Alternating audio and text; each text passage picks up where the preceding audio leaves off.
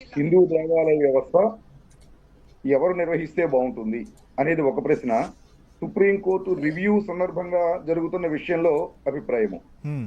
మొట్టమొదట రివ్యూ ఎందుకు వచ్చిందంటే ఒకసారి ఆలోచిద్దామండి. ఏ మతమైనా తమ దేవాలయాల్ని, తమ హలో హలో ప్రార్థనా మందిరాల్ని అవి నిర్వహించుకోవాలని కోరుకుంటాయి. అవును. స్వతంత్రం రావడం వెనుక ప్రధానమైన ఉద్దేశం కూడా 1000 సంవత్సరాలు మన ఆలయాలు కూల్చివేయబడ్డాయి, లూటీ చేయబడ్డాయి, సంపదలు ఎత్తుకుపోయారు, నిత్య ధూపదీప నైవేద్యాలను ఆపేశారు, మన పురాణ గ్రంథాల యొక్క విలువ కోల్పోయే విధంగా ఆచరించుకునే పరిస్థితి లేకుండా చేశారని మనం స్వతంత్ర పోరాటం చేశాం. అవును. స్వతంత్ర పోరాటంలో ప్రధానమైన అంశం ఇది కూడా ఉందని మన భారతీయులు హిందువులు మర్చిపోకూడదు. హ్మ్. అయితే స్వతంత్రం వచ్చిన తర్వాత పరిస్థితులు ఎలా తయారయ్యాయంటే, స్వతంత్ర ఫలాలు హిందువులకు మాత్రము ఇవ్వము, మీకు ఇవ్వకుండా మిగిలిన క్రైస్తవ మహమ్మదీయ మతాలు చర్చిల మసీదులకి మేము స్వేచ్ఛ ఇస్తేనే అది సెక్యులరిజం అవుతుంది అన్నట్టు తయారైంది. అంటే మెజారిటీ హిందువులు ఎవరైతే పోరాటం చేశారో వాళ్ళ ఆలయాల్ని ప్రభుత్వాలు గుప్పిట్లో పెట్టుకుని స్వతంత్రం లేకుండా చూడడమే సెక్యులరిజం అనే పరిస్థితి దాపరించింది. అయితే ఇవాళ సుప్రీంకోర్టులో రివ్యూ పిటిషన్ సంబంధించి హ్మ్. గతంలో కొందరు హిందూ సంస్థలు, కొంతమంది వ్యక్తులు సుప్రీంకోర్టులో ఒక పిటిషన్ వేశారు. హ్మ్. ఏమిటంటే ఎండోమెంటు శాఖను నిర్వహించడం ప్రభుత్వం రాజ్యాంగ విరుద్ధము, ఇది హిందువుల మతపరమైనటువంటి స్వేచ్ఛను హరించడము, హ్మ్. మత అంతర్గత విషయాల్లో ప్రభుత్వాలు జోక్యం చేసుకోవడమే అవుతుందని పిటిషన్ వేశారు. హ్మ్. అప్పట్లో సుప్రీంకోర్టు దీని మీద విచారణ చేపట్టకుండానే మీరు ఇప్పుడు ఈ ప్రశ్న ఆంధ్రప్రదేశ్ నుంచి వేస్తే తమిళనాడులో, కేరళలో ఉన్నటువంటి చట్టాన్ని కూడా మీరు రద్దు చేయమని కోరుతున్నారు. ఓకే. ఆంధ్రప్రదేశ్ లో ఉండే తమిళనాడు చట్టాలు రద్దు చేయమనే అవకాశం లేదు కాబట్టి హ్మ్. మీ రాష్ట్రాల పరిధిలో ఉన్న హైకోర్టులో తేల్చుకోండి అంది. హ్మ్. దీని మీద తిరిగి మళ్ళీ రివ్యూ పిటిషన్ వేశారు ఇదే సంస్థలు, ఇదే వ్యక్తులు. హ్మ్. మేము అడుగుతున్నది ఆంధ్రప్రదేశ్ చట్టం గురించి కాదు, అదే. మొట్టమొదటి బ్రిటిష్ వాళ్ళు తీసుకొచ్చిన మదరాసు చట్టం ఏదైతే ఉన్నదో హ్మ్. అది, దానికి అనుసంధానంగా రాష్ట్రాల్లో ఏర్పాటు చేసిన దేవాదాయ శాఖ చట్టము, హ్మ్. ఈ చట్టాల గురించి మేము ప్రశ్నిస్తున్నాము. కాబట్టి దేవాలయాలకు స్వేచ్ఛ హిందువులకు ఉండాలి కానీ ప్రభుత్వాలు నిర్వహించకూడదు హ్మ్. అన్న విషయంలో మా యొక్క ప్రశ్న హ్మ్. అనేది మళ్ళీ వీళ్ళు రివ్యూ పిటిషన్ వేస్తే హ్మ్. దాన్ని స్వీకరించింది కోర్టు. ఓకే. ఈ స్వీకరించినప్పుడు ఇది 2 రకాలుగా ఉంటుంది. ఒకటి, చిన్న అంశం అయితే ఛాంబర్ లో వినేసి అభిప్రాయం చెప్పేస్తారు. అవును. ఇది ఇక్కడ క్రియాశీలక ఇక్కడ చాలా ఇక్కడ ఒక్క అంశం మీతో, అంటే హిందూ వ్యక్తులే కదా ఇప్పుడు పాలక మండలిలో ఉంటుంది, పాలక మండలిలో ద్వారా ఆలయాల నిర్వహణ జరుగుతున్నది అనేటువంటిది కూడా ఉంది కదా, మరి దానికి ఏం చెప్తారు? అదే చెప్పబోతున్నానండి. హ్మ్. ఇప్పుడు రివ్యూ పిటిషన్ లో కోర్టు హాల్లో విచారణ చేసేంత పెద్ద సమాచారం దీనిలో ఉన్నది అనుకున్నప్పుడు మాత్రమే కోర్టులో నేను ఛాంబర్ లోనే కాకుండా నేను హాల్లో దీన్ని విచారణ చేస్తానని చెబుతుంది సుప్రీంకోర్టు. ఇవాళ అదే చెప్పింది. హ్మ్. అంటే ఇది చాలా ముఖ్యమైన అంశము, లోతుగా అధ్యయనం చేయవలసిన అంశం అనే విషయము సుప్రీంకోర్టు గుర్తించి రివ్యూ పిటిషన్ అంగీకరించినందుకు విశ్వ హిందూ పరిషత్ ముందు స్వాగతిస్తున్నది, సుప్రీంకోర్టు ధన్యవాదాలు తెలియజేస్తోంది. అయితే ఇక్కడ గమనించవలసింది ఏమిటంటే ఆర్టికల్ 25, 26 ప్రకారము హ్మ్.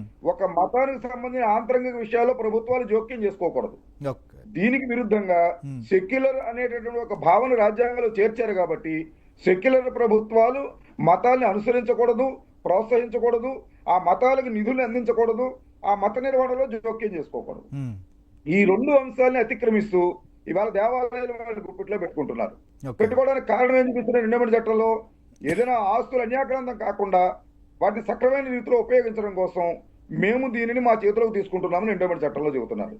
దీని విషయంలో గతంలో 1966లో సిరివలంలో కర్ణాటకలో ఒక కేసు సుప్రీంకోర్టులోకి వచ్చినప్పుడు సుప్రీంకోర్టు స్పష్టంగా చెప్పింది, అక్కడ ఏదైనా అవకతవక జరిగిందని మీరు భావిస్తే ఒక ఆఫీసును పెట్టి ఎంక్వైరీ చేసి దాన్ని సరిచేసి మళ్ళీ ఆ సంస్థగా అప్పగించాలి, దాని నిర్వహణలో మీరు జోక్యం చేసుకోకూడదని. మళ్ళీ ఇదే విషయం 2014లో చిదంబరం ఆలయం విషయంలో డాక్టర్ సుబ్రహ్మణ్యం గారి కేసు విషయంలో వస్తే అక్కడ కూడా సుప్రీంకోర్టు ఇదే చెప్పింది, మీరు దాన్ని సరిచేయడం వరకునే ప్రభుత్వంలో అధికారం ఉంది తప్ప నిర్వహణ చేసే అధికారం మీకు లేదని చెప్పింది. కానీ ఎండోమెంట్ చట్టంలో ఏం చేస్తున్నారు? సెక్షన్ 1లో రిజిస్టర్ అయినా అవ్వకపోయినా ఆ దేవాలయాన్ని మేము హ్యాండ్ ఓవర్ చేసుకోవడానికి, నిర్వహించుకోవడానికి మాకు హక్కు ఉన్నది అని చట్టం చేశారు. ఇది రాజ్యాంగ విరుద్ధమైనటువంటి చట్టం. ఇవాళ అది ఏ స్థాయికి తీసుకెళ్లారంటే ఆలయాల్ని మేమే నిర్వహిస్తాం, చారిటబుల్ సంస్థల్ని మేమే నిర్వహిస్తాం, మఠాలని మేమే నిర్వహిస్తాం, ఆశ్రమాలు కూడా మేమే నిర్వహిస్తాము, మేము ఒక ఎండోమెంట్ మంత్రిని పెట్టేస్తాము. ఇవాళ సెక్యులర్ గా ఉన్న ఎండోమెంట్ మంత్రులు ఏమిటండి? ఇది మత ఆంతరంగ విషయాల్లో జోక్యం చేసుకోవడం అవుతుంది. దీనివల్ల ఇందాక ట్రస్ట్ బోర్డులు అన్నారు. ట్రస్ట్ బోర్డులు ఏంటి? ఎవరు నిర్వహిస్తున్నారు? ప్రభుత్వం జోక్యం చేసుకోకూడదని స్పష్టమైన నిబంధన కోర్టులు రాజ్యాంగంలో ఉన్నాయి కాబట్టి దాన్ని మసిపూసి మారేడుకాయ చేయడానికి అబ్బాయి మేమేం చేయడం లేదండి, ఆ దేవాలయ నిర్వహణ ఆ ట్రస్ట్లే చేస్తున్నాయి అని చెప్పి ట్రస్ట్ బోర్డుని ఏర్పాటు చేస్తారు. ఆ ఓకే. ట్రస్ట్ బోర్డులో ఎవరుంటారండి? నిన్న కాక మన తిరుపతి దేవస్థానం చైర్మన్ గా ఎవరున్నారు? ఇప్పుడు నడుపుతున్న ప్రభుత్వం ఎవరున్నారని చెప్పింది? ఒక నాస్తికుడు ఆ ట్రస్ట్ లో ఉన్నాడని చెప్పారు కదా. ఒక విధర్మీయుడు నిన్నటి వరకు చైర్మన్ గా ఉన్నారని చెప్పారు కదా. అవును. ఇవి ప్రభుత్వాలు చేసిన నిర్వాకాలే కదా. ఇవాళ నాస్తికులు వస్తున్నారు, అన్యమతస్తులు వస్తున్నారు, దేవుడి మీద విశ్వాసం లేని వాళ్ళు వస్తున్నారు, నేను సెక్యులరిస్ట్ అని చెప్పుకునే వాళ్ళు వస్తున్నారు. ఉమ్. దీనివల్ల హిందువులకు ఏమిటి ఉపయోగం? కాబట్టి ఇది హిందువుల్ని వంచడమే అవుతుంది.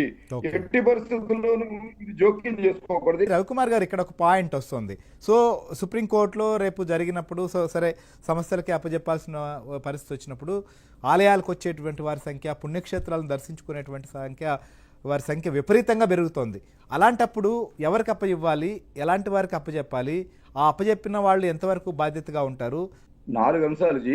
ఆ, ఒకటి, బ్రిటిష్ వాళ్ళు ఈ దేశానికి స్వతంత్రం ఇచ్చేటప్పుడు మీరు పరిపాలించుకోగలరా అని అడిగారు. ఉమ్, ఇవాళ ప్రభుత్వం కూడా మీరు దేవాలయాలు నిర్వహించుకోగలవా అని అడుగుతున్నారు. ఉమ్, ఖచ్చితంగా నిర్వహించుకోగలరు. అయోధ్య ఉదాహరణ.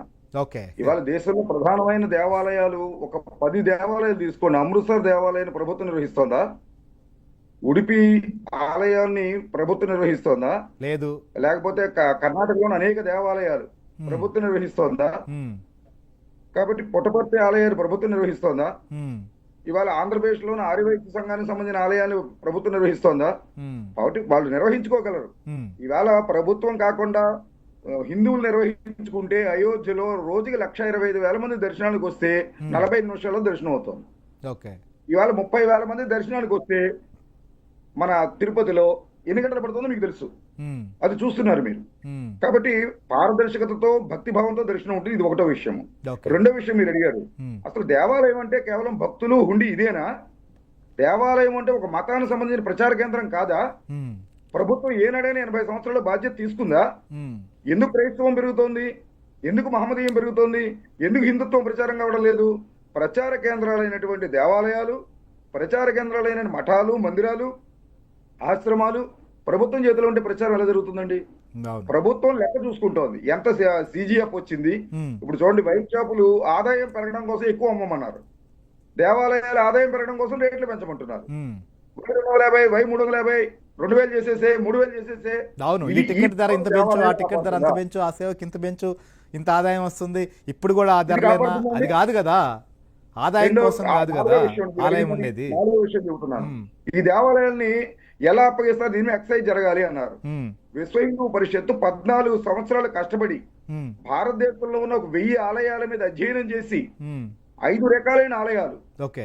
రాజ్య సంస్థానాలు నిర్వహిస్తున్నవి, ఉమ్, ప్రభుత్వాలు నేరుగా నిర్వహిస్తున్నవి, రాజ్య సంస్థానాలు ప్రభుత్వానికి అందించినవి, ఉమ్, ఎండోమెంట్ యాక్ట్ ద్వారా ప్రభుత్వాలు తీసుకుంటున్నవి, కొన్ని సంస్థలు, ట్రస్టులు, మఠాలు, వ్యక్తులు, కుటుంబాలు నిర్వహిస్తున్నవి, ఉమ్, 5 విభాగాల్లో ఉన్న దేవాలయాల మీద అధ్యయనం చేసి ఏ రకంగా దీన్ని వ్యవస్థను కాపాడుకోవాలన్న దాని మీద సుమారుగా 100 మంది స్వామీజీల వద్దకు వెళ్లి వాళ్ళ అభిప్రాయాలు తీసుకుని ఉమ్, వీటన్నిటినీ క్రోడీకరించి నమూనా డ్రాఫ్ట్ జాతీయ స్థాయిలో ఒకటి, ఉమ్, అలాగే రాష్ట్ర స్థాయిలో ఒకటి అన్ని రాష్ట్రాల్లో తయారు చేయడం జరిగింది. ఉమ్, అయితే విజయవాడలో హైందవ శంకరావం సభ జరిగింది. ఉమ్, ఈ సభ జరగడానికి ముందుగానే ముఖ్యమంత్రి గారికి, ఉప ముఖ్యమంత్రి గారికి కూడా ఆంధ్రప్రదేశ్ లో చట్టాన్ని ఏ విధంగా మీరు నూతన చట్టాన్ని దేవాలయాల విషయంలో చేయాలన్నది నమూనాను తయారు చేసి వారికి అందించడం జరిగింది. ఓకే. ఇది ఆంధ్రప్రదేశ్ కు సంబంధించిన నమూనా డ్రాఫ్ట్ ఇది. ఆహా. కాబట్టి దీని ప్రకారము ఉహు, దేవాలయాలకు యజమానులు ఎవరు, దేవాలయంలో సమస్య వస్తే ఏ విధంగా చూడాలి, ఉమ్, దేవాలయ ఆస్తులను ఏ విధంగా కాపాడాలి, Hmm. భక్తులకు ఏ విధంగా సౌకర్యాలు ఏర్పాటు చేయాలి. దయచేసి ఎవరు కూడా తిరుపతిని చూపించి ఉమ్, మీరు నిర్వహించుకోగలరా అభద్రతకు రావద్దు. ఉమ్, 140 కోట్ల ప్రజల్ని పరిపాలించుకునేటప్పుడు బ్రిటిష్ వాళ్ళు అడిగిన ప్రశ్న ఈవేళ మనం అంగీకరిస్తున్నామా?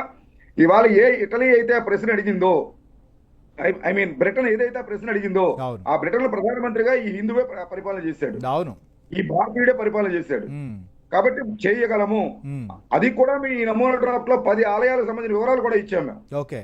కాబట్టి ముందు బేషరతుగా దేవాలయాలని మనం వైదొలుగుదాము. ఇప్పటికే చాలా నష్టం కలిగించాం హిందూ ధర్మానికి. ఉమ్, కాబట్టి స్వాభిమాన శూన్యులుగా 1000 సంవత్సరాలు పోరాడిన జాతి అండి హైందవ జాతి, ఇవాళ నిర్వీర్యం అయిపోతున్నారు. కాబట్టి తమ మతానికి సంబంధించిన ధర్మం ప్రచారం కావడం లేదు. అవును. భవిష్యత్తు తరం ఏదైతే ఉన్నదో ఈనాటి బాలలకు అది అందడం లేదు. అవును. ఇవాళ సమాజంలో ఉన్న అనేక రకాల అశాంతులకు కారణము అవును. ధర్మం ప్రచారం కాకపోవడమే. అవును.